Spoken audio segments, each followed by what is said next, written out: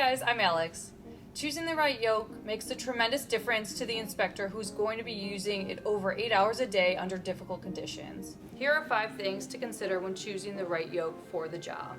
The first thing to consider is the weight of the yoke. Not all yokes are weighted equally, and some are twice as heavier as others.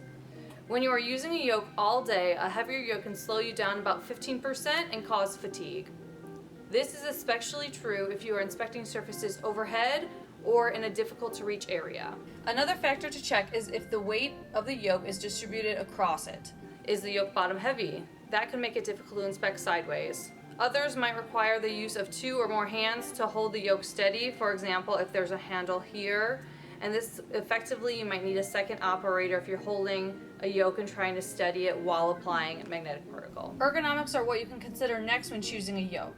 Some questions to ask yourself are: how does it feel in your hand? Is it too small, too big? How does the trigger feel? Is it positioned in the right place? These are all questions that address how comfortable your work experience is going to be with the yoke in your hand. The ideal yoke allows the inspector to comfortably wield it with one hand with a body that allows the fingers to grip it tightly and a trigger that is correctly positioned for all orientations. The next question you need to ask yourself when selecting a yoke is: how long does the yoke need to last?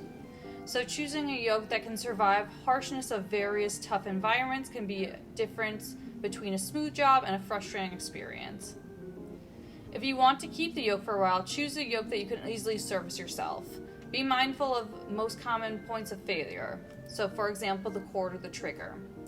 Make sure the yoke you are investing in has a cord and a trigger that you can easily replace and repair yourself. The fourth thing to consider when choosing a magnetic particle yoke is power.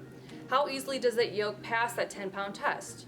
Does it pass the same test after a day of work? What about after a year? Most yokes today meet ASTM requirements for magnetizing power. However, some yokes can hold their magnetizing ability for longer than other yokes. Before any job, make sure the yoke you are using can still lift a 10-pound weight. Check for and replace rounded feet on the yoke to make sure you will always get good contact. And last but certainly not least are indications. Ask yourself, what type of indications do you need to find?